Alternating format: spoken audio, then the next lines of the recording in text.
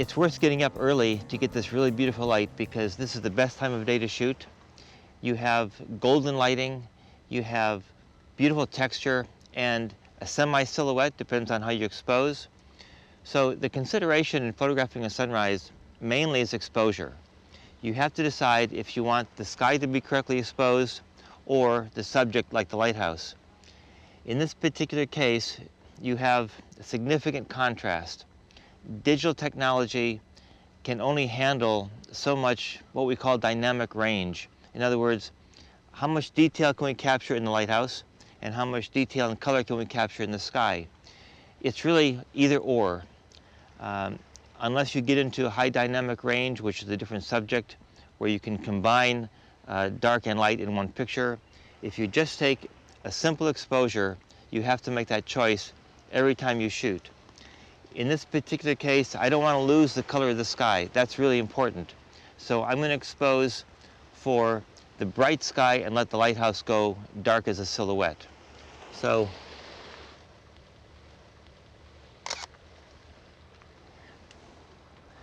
every minute that the sun gets higher in the sky, the light actually gets less and less good.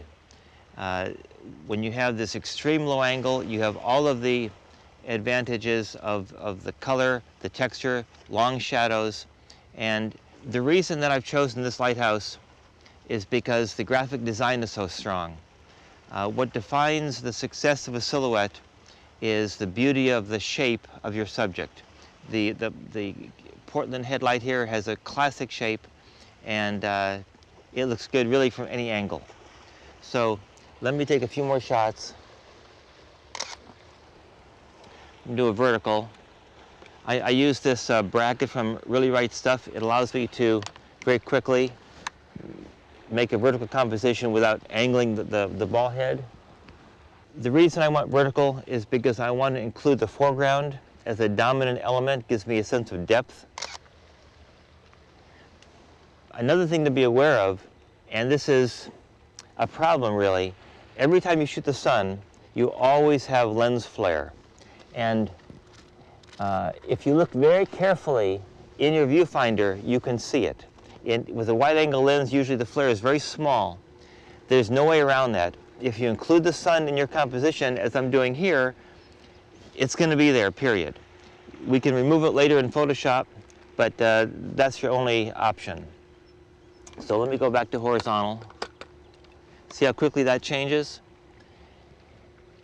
And another thing to be aware of all the time, especially when you shoot bodies of water, is you want to make the horizon parallel with the top and the bottom of your frame. A slanted horizon looks ridiculous. And so be very careful about that. It's just a simple matter of running your eyes around your viewfinder to make sure that that horizon is parallel. So as the sun gets higher in the sky, the exposure changes. And I'm going to underexpose this a little bit using my exposure compensation to keep that sky nice and colorful. Later, when the sun gets higher, I can get detail in the lighthouse as well as the sky, but right now it's going to be a silhouette. I moved just a few feet away from the position I was at a second ago because I want to include, there's some rocks over here that are being lit nicely by the sun. At sunrise or sunset, things happen very fast, and you want to take advantage of the most beautiful light, so you have to work the scene. You have to look at it from this angle, from that angle, telephoto, wide angle. If you've got a zoom, like this is a wide angle zoom, it's a 16 to 35 millimeter on a full frame sensor. So I will go wide, I'll go narrow to see what I can include, because you can always throw away later, but sunrise happens fast. And like I said, every second that the sun goes up, you're losing the beautiful light.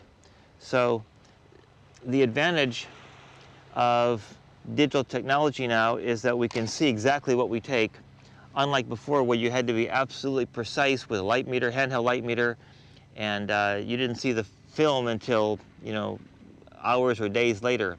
But now we have the immediate feedback of our digital monitors here, and so I can see what the exposure is.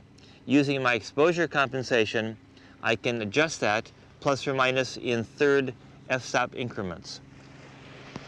So I'm going to lower the camera and include more of the foreground and less of the sky. That's always a nice look because you don't need necessarily a huge expansive sky when you have some nice foreground going on here. I can see that the lighting is still really nice on the rocks here. One thing also, very important, many people use auto white balance all the time outside, and I think that's not correct. I think you're making a mistake if you do that, because auto white balance wants to correct the color of light to make it white.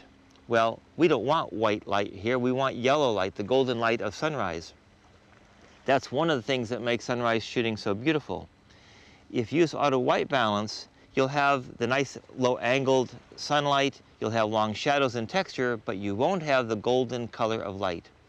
So I use a daylight white balance. That makes all the difference in the world.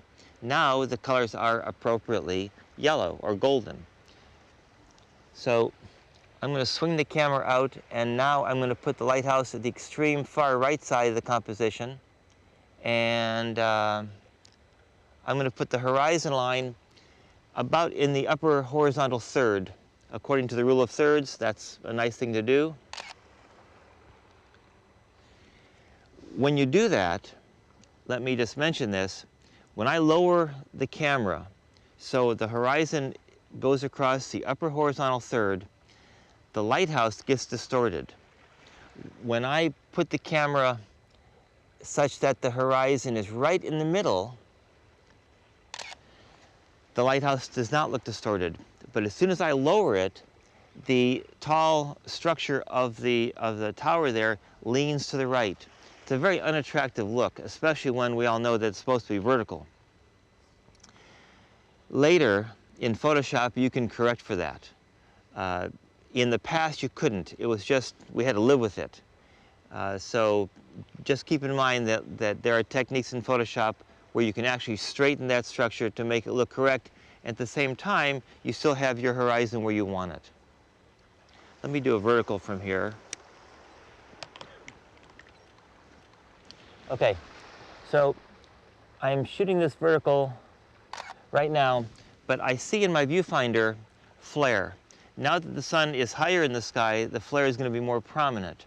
It's in the lower right-hand corner, and like I said, there's nothing that you can do to get rid of it, no filter, no other technique except Photoshop after the fact. So what you can do is angle the camera in such a way that you position the flare perhaps in a different place where it's easier to clone out. If the flare is seen over these bushes here, that's tough. That's really tough to get rid of. But if it's over the water, I can clone other water over that flare and it's gone. I feel that I've worked this location here right now, and we're going to move to the other side of the lighthouse because the composition and the lighting will be really different.